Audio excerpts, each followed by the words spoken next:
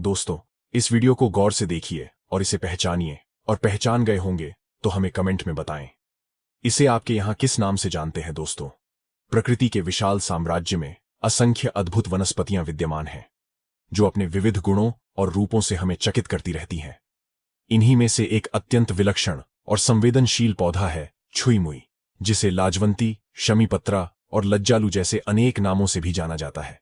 इसका वानस्पतिक नाम मेमोसा पोरिका है। यह पौधा अपनी स्पर्श संवेदनशीलता के लिए विश्व भर में प्रसिद्ध है। जैसे ही कोई इसे स्पर्श करता है, इसकी पत्तियां सिमटकर बंद हो जाती हैं, मानो कोई लज्जावती कन्या संकोचवश सिमट गई हो। पत्तियों का यह सिकुड़ना और कुछ समय पश्चात पुनः अपनी पूर्व अवस्था में लौट आना इसे अन्य पौधों से सर्वथा भिन्न और रहस्यमय बनाता है। यह केवल एक साधारण पौधा नहीं है, अपितु इसके साथ अनेक पौराणिक कथाएं, गहन रहस्य और अलौकिक शक्तियां जुड़ी हुई हैं।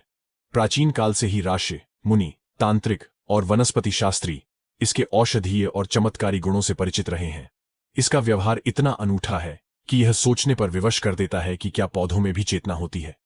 इसके इसी रहस्यमय स्वभाव ने इसे लोक कथाओं, तंत्र, साधनाओं और ज्योतिषीय उपायों का एक महत्वपूर्ण अंग बना दिया है। दोस्तों, इस पौधे के धूल से लेकर फूल तक हीरे मोती जवाहरात से कीमती है, और यह दुर्लभ जानकारी पूरे यूट्यूब पर कोई नहीं बताएगा। दोस्तों, आइए जानते हैं पौराणिक उत्पत्ति कथाएं। छुई मुई की उत्पत्ति को लेकर हमारे प्राचीन ग्रंथों और लोक परंपराओं में अनेक रोचक कथाएं प्रचलित हैं। ये कथाएं न केवल इस पौधे को एक दिव्य आयाम प्रदान करती है, अपितु इसके संवेदनशील स्वभाव की भी व्याख्या करती है। पहला कथा है इस पौधे की उत्पत्ति को लेकर लज्जालू राशि की कथा। दोस्तों, एक पौराणिक आख्यान के अनुसार प्राचीन काल में लज्जालू नामक एक अत्यंत तेजस्वी और तपस्वी आर्षि थे। वे स्वभाव से अत्यंत संकोची और एकांत प्रिय थे। उनका अधिकांश समय गहन वन में तपस्या और ध्यान में ही व्यतीत होता था। वे किसी भी बाहरी व्यक्ति, विशेषकर स्त्रियों के संपर्क में आने से बचते थे। उनका संकोच इतना प्रबल था कि किसी अपरिचित की आहट मात्र से ही वे अपने आप में सिमट जाते थे। एक बार देवराज इंद्र को उनकी कठोर तपस्या से भय हुआ। उन्हें लगा कि आर्षि अपनी तपस्या के बल पर इंद्र पद प्राप्त करना चाहते हैं। अपनी सत्ता को बचाने के लिए इंद्र ने उनकी तपस्या भंग करने का निश्चय किया। उन्होंने स्वर्ग की सबसे सुंदर अप्सराओं में से एक मोहिनी को आर्षि के पास भेजा। मोहिनी अपनी मनमोहक छटा बिखेरती हुई उस वन में पहुंची, जहां आर्षि लज्जालू तपस्या में लीन थे। उसने अपनी मधुर वाणी और नृत्य से राशि का ध्यान भंग करने का प्रयास किया। जब आर्षि ने अपने नेत्र खोले और अपने समक्ष एक अनुपम सौंदर्य से परिपूर्ण स्त्री को देखा, तो वे संकोच और लज्जा से भर उठे। वे तुरंत अपनी योग माया से एक छोटे पौधे के रूप में परिवर्तित हो गए, ताकि उस अप्सरा की दृष्टि से ओझल हो सके। जैसे ही मोहिनी ने उस सुंदर पौधे को स्पर्श करने का प्रयास किया, उसकी पत्तियां आर्षि के संकोची स्वभाव के अनुरूप तत्काल सिमट गईं। मोहिनी के अनेक प्रयासों के बाद भी जब अपने मूल स्वरूप में नहीं आए, तो वह निराश होकर इंद्रलोक लौट गई। कहते हैं आर्षि लज्जाल उसी पौधे के रूप में आज भी इस धरती पर विद्यमान है, और उनका संकोची स्वभाव इस पौधे में समाहित हो गया है। इसी कारण स्पर्श करने पर यह पौधा शर्माकर अपनी पत्तियां सिकुड़ लेता है। दूसरा कथा है सीता माता से जुड़ी कथा। दोस्तों, एक अन्य लोक कथा का संबंध माता सीता से जोड़ा जाता है। जब रावण माता सीता का हरण करके उन्हें लंका ले जा रहा था, तब मार्ग में माता सीता ने अपनी सहायता के लिए प्रकृति के तत्वों से गुहार लगाई। उन्होंने पेड़ पौधों, पर्वतों और नदियों से कहा कि वे श्री राम को उनके हरण का समाचार दें। उस समय धरती पर उपस्थित सभी वनस्पतियों में से एक पौधा ऐसा था जो रावण के तेज और क्रोध से अत्यंत भयभीत हो गया। जब माता सीता ने उसे पुकारा, तो वह डर के मारे सिमटकर भूमि से चिपक गया। उसने कोई उत्तर नहीं दिया।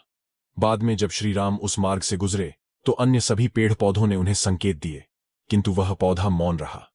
कहा जाता है कि माता सीता के मान श्राप या उसके स्वयं के पश्चाताप के कारण उस पौधे का स्वभाव सदैव के लिए संकोची हो गया।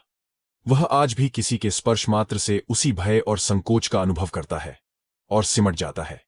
इस कथा के कारण कुछ क्षेत्रों में इसे सीता की लज्जा के नाम से भी जाना जाता है। दोस्तों, आइए जानते हैं छुई मुई पौधे का तांत्रिक प्रयोग। तंत्र शास्त्र एक अत्यंत गहन और रहस्यमय विद्या है, जो प्रकृति में उपस्थित विभिन्न वस्तुओं की गुप्त ऊर्जाओं का उपयोग करके भौतिक और आध्यात्मिक लक्ष्यों की प्राप्ति पर बल देती है। वनस्पतियों में उपस्थित दिव्य शक्तियों के कारण उन्हें तंत्र में विशेष स्थान प्राप्त है।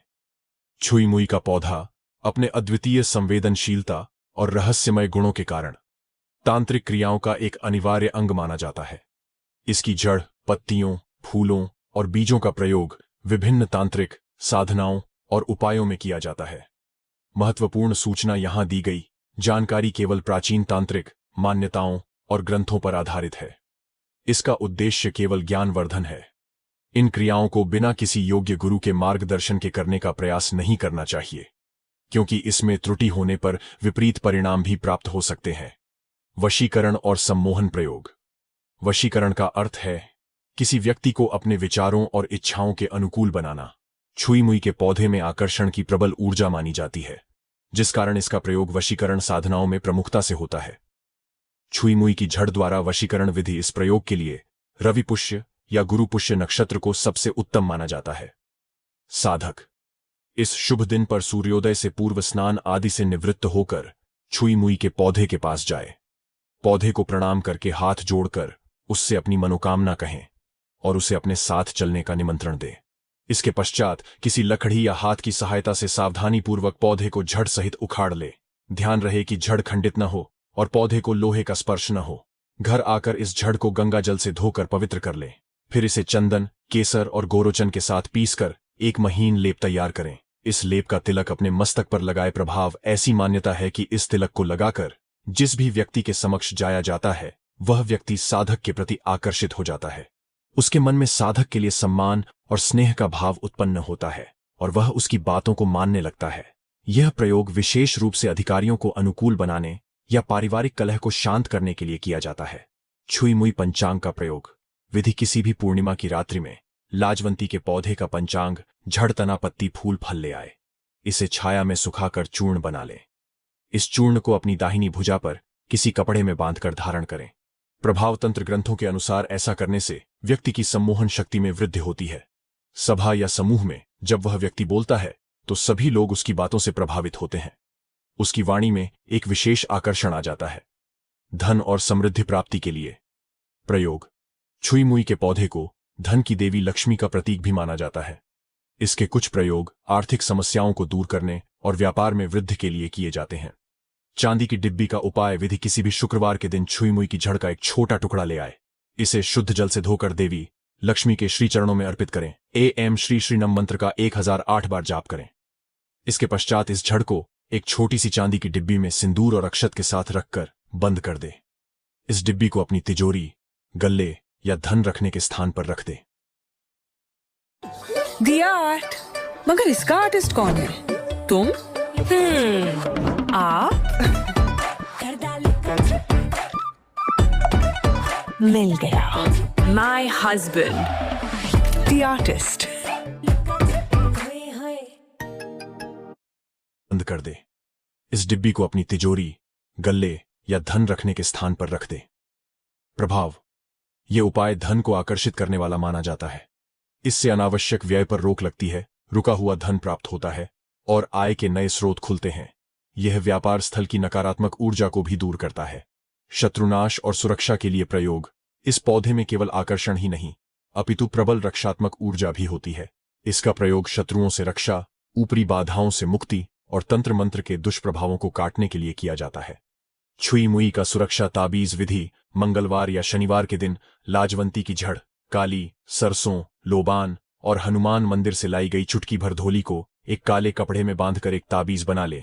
इस ताबीज को भैरव मंदिर में ले जाकर अभिमंत्रित कराए या स्वयं हनुमते नमः मंत्र से इसकी प्राण प्रतिष्ठा करे। इस ताबीज को अपने गले में या वाहन में बांधे। प्रभाव।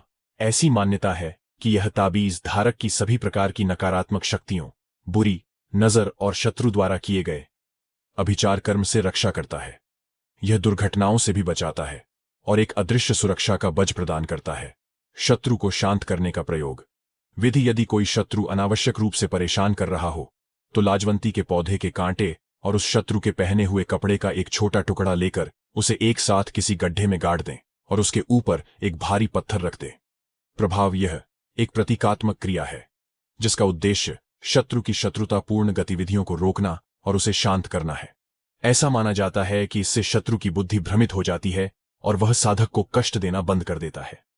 अन्य तांत्रिक प्रयोग। कार्य सिद्धि। किसी महत्वपूर्ण कार्य पर जाने से पहले लाजवंती की पत्ती को अपनी जेब में रखना कार्य की सफलता सुनिश्चित करने वाला माना जाता है। भूत प्रेत बाधा।